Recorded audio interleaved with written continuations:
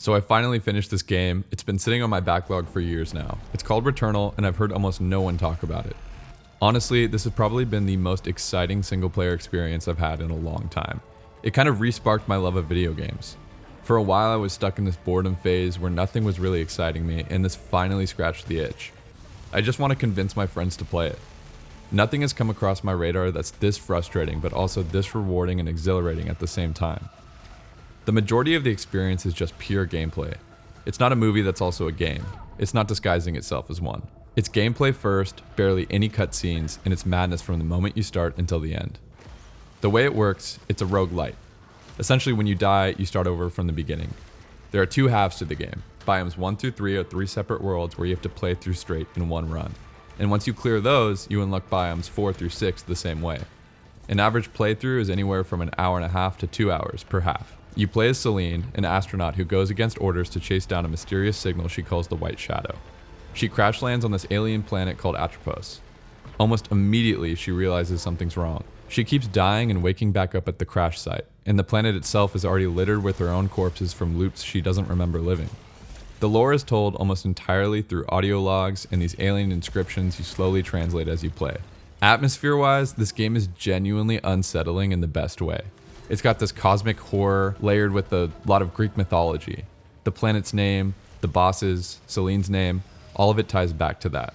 Every biome has its own mood, from this oppressive, maze-like alien forest, to a wide open desert, to areas that get a lot more claustrophobic and dread-inducing the deeper you go.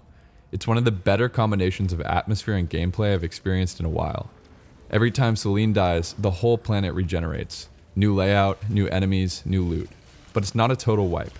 There's a specific list of stuff that actually survives the loop with you. Ether is the big one. It's a currency that never resets, and you can spend it on cleansing a risky item, unlocking a one-time revive per biome, or permanently adding new items to your loot pool.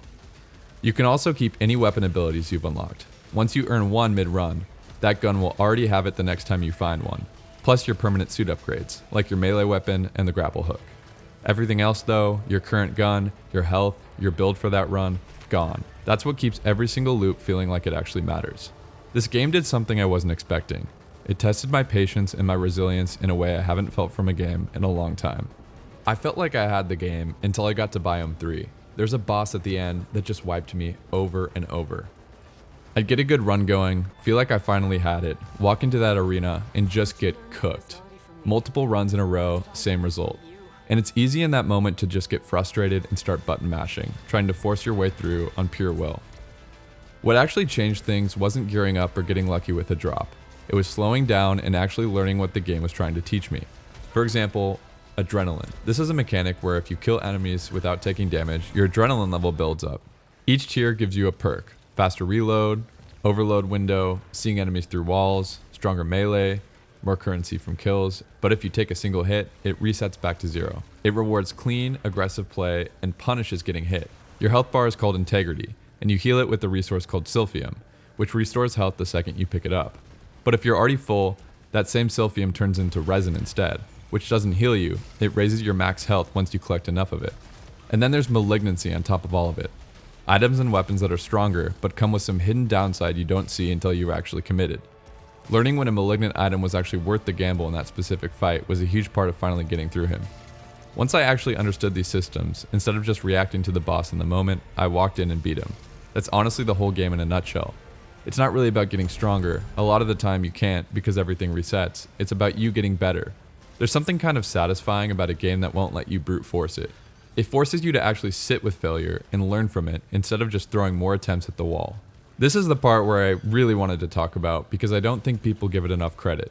Returnal is a full co-op experience, start to finish, and knowing everything I just walked through about how the game's built, that honestly should not work as well as it does.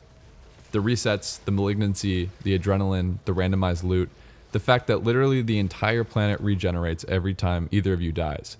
There's also this whole other layer of items called parasites, little creatures that latch onto you for an instant buff, but always with the drawback attached, and you can actually stack multiple of them at once if you're willing to stack the downsides too. Now put a second person onto all of that same chaos, each of you managing your own parasites, your own malignant gambles, your own inventory. It shouldn't hold together, but it does, and it turns the whole experience into something completely different from playing solo. And because it's not scripted, story-driven co-op like a lot of games try to do, it's pure systems chaos, which honestly might be the most fun kind of co-op there is. You're both dashing, both shooting, managing your builds, in the same generated space at the same time. Things get loud, things get messy, and when you both make it out of a room you thought was about to end the run, it's an actual, oh my god, we did that moment, and not the game gave us a cutscene for it moment. I genuinely can't think of many recent games that pull this off. Full campaign, start to finish, built around a system this punishing, and it still holds up with a second person along for the ride. If you have a friend who's on the fence about this game, honestly, that's the move. Don't play it solo first, grab someone and go through it together, because I think that actually might be the best way to experience it. It's chaotic, there's a lot to learn, but it's one of those games where the more you play it, the more you're rewarded for learning it. Your first few runs you might die in the first 10 minutes, and you'll make it 20, and then you'll eventually reach a boss. That's honestly where a lot of players quit and don't push through. But this is one of those games that truly clicks if you stick with it, and when it clicks, it feels amazing.